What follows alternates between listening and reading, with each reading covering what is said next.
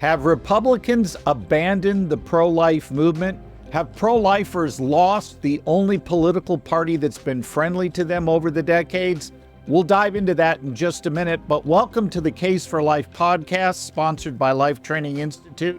If you're unfamiliar with LTI, we equip students and adults how to make a case for the pro-life view. In fact, I'm about to embark on a summer-long series of talks at Summit Ministries, giving the case for the pro-life view to students that are getting ready to head off to college. I'll be equipping them with the best pro-life arguments and how to handle the objections they're going to face when they get off to college. That's what we're going to be doing, and I hope you'll visit us at Life Training Institute online on our social media sites, and I hope you'll like this podcast.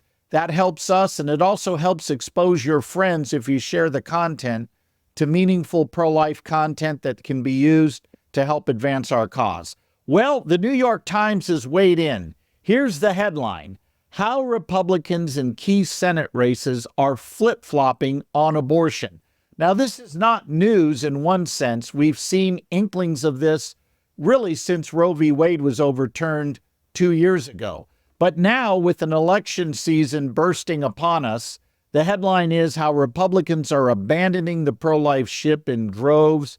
And I have a couple of thoughts about this. First of all, the headline, I believe, overstates the problem. I don't think Republicans en masse are abandoning the pro-life cause. I think some are.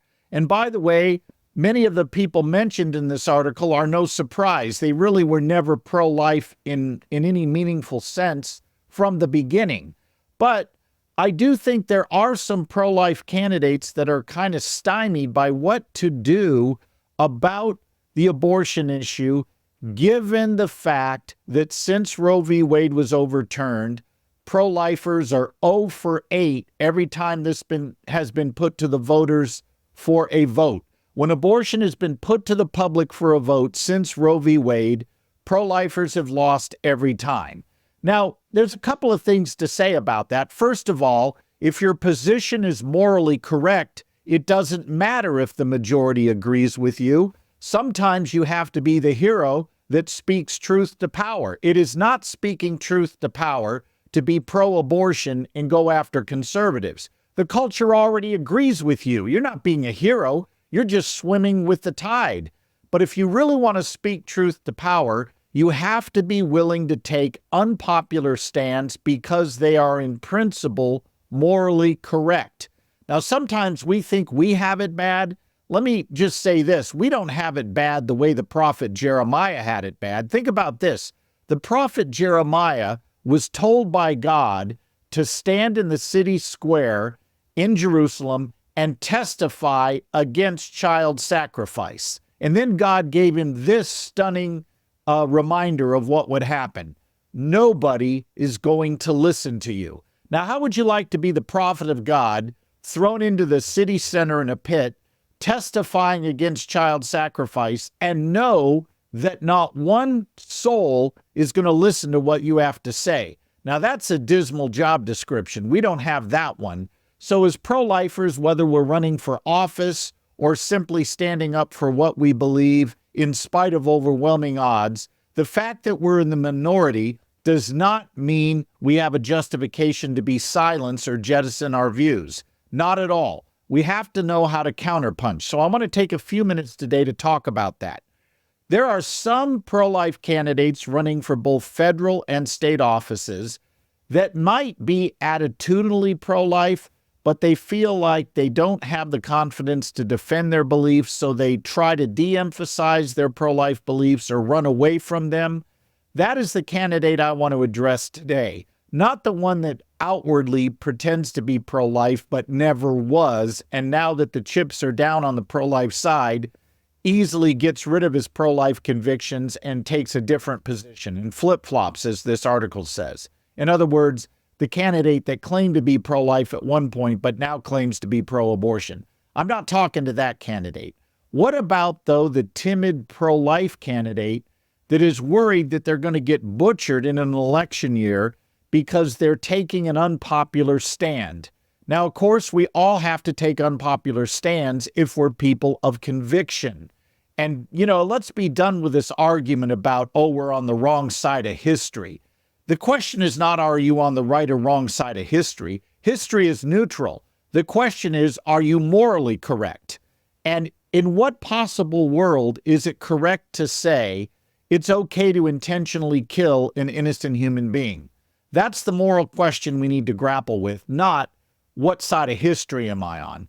So if I were a pro-life candidate running for office in a post-Roe v. Wade climate like the one we're in right now, here is what I would say. And this is where the principle of less is more is really true. You want to say less, not more.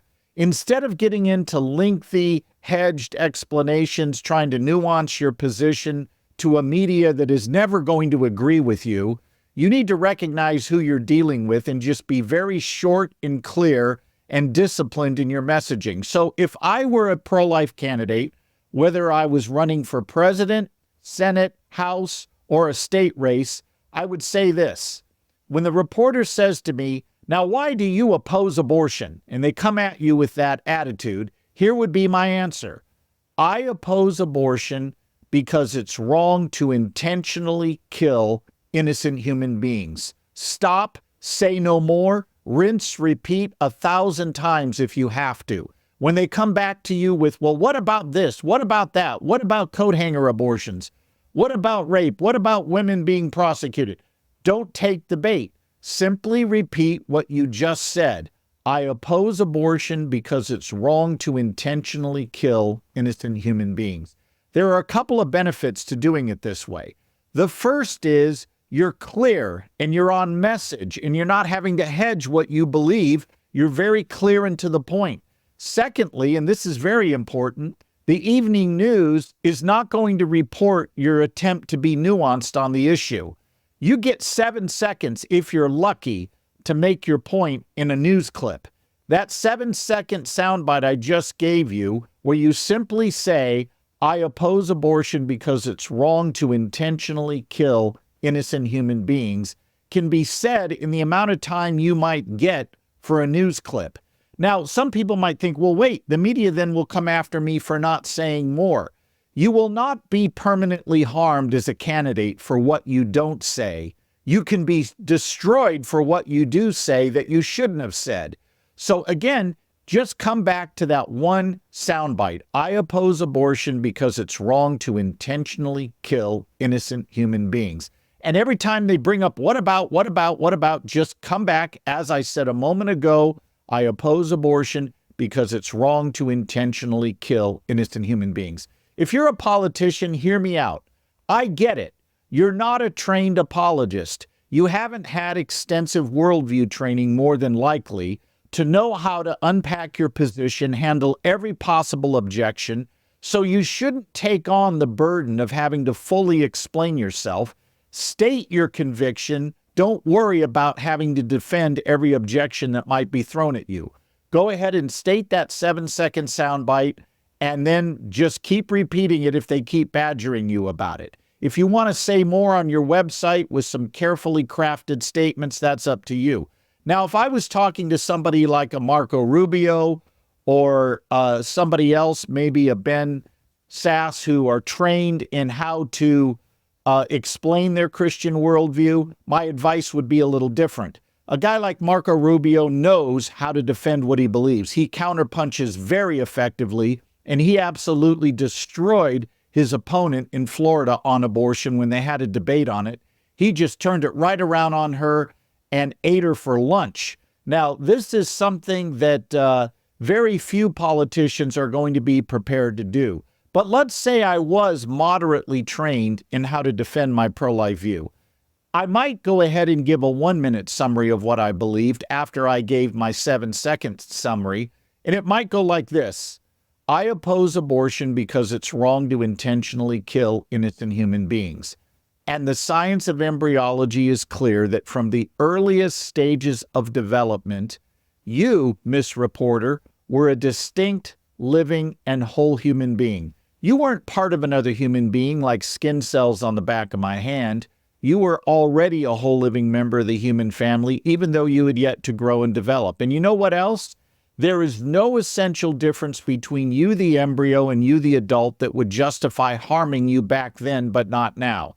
Differences of size, level of development, environment, and degree of dependency are not good reasons for saying you could be killed then as an embryo, but not now as an adult. All right, we got that done in under a minute. But again, on the evening news, the best you're going to get is 7 seconds. But in a larger audience, you might be able to get away with making a 1-minute defense of what you believe. But I would not try to go beyond what you're capable of defending. And we've seen too many politicians say more when they should say less.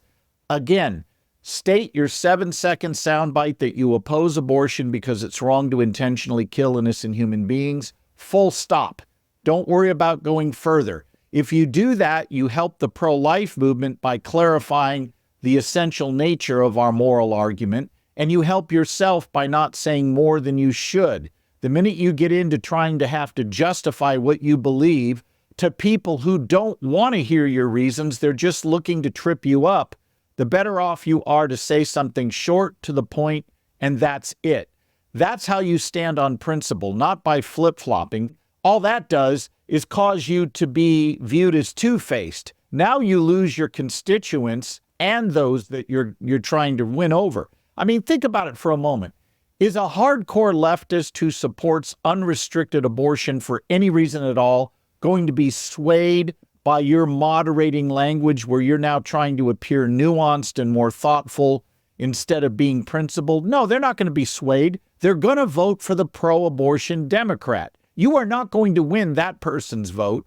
And the minute you appear weak on abortion, you now lose your core constituency that was pro-life.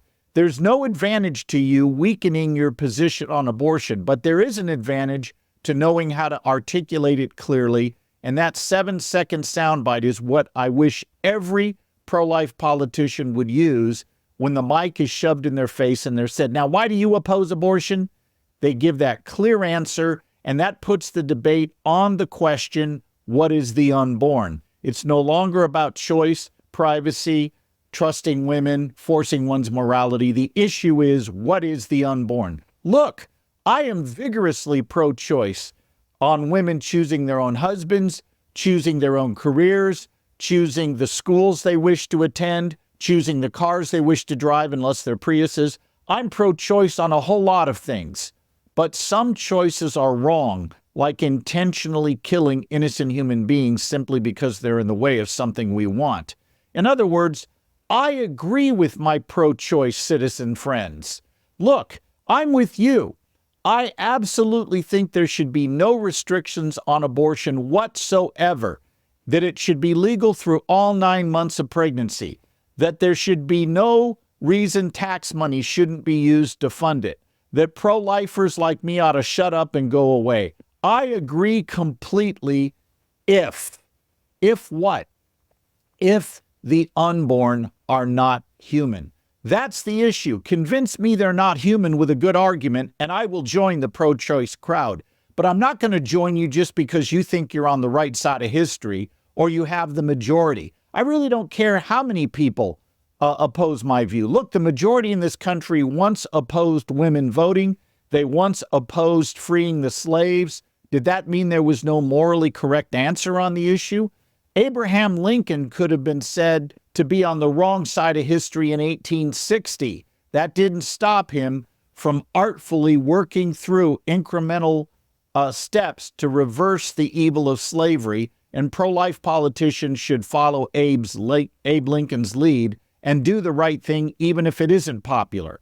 But you got to know how to say what you believe. And what you believe is that abortion is wrong because it intentionally kills an innocent human being. That's all you need to say, full stop. Repeat it if you must, but don't worry about saying more. Just keep the main thing the main thing. And if we can do that, if we can get our messaging clear, maybe we can rally our base and persuade some on the other side that are testing us to see, do we really have principles, or are we just being politically savvy by trying to always nuance what we believe?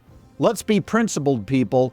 Let's not be those who put our fingers up and try to measure where is the wind blowing. That gets us nowhere.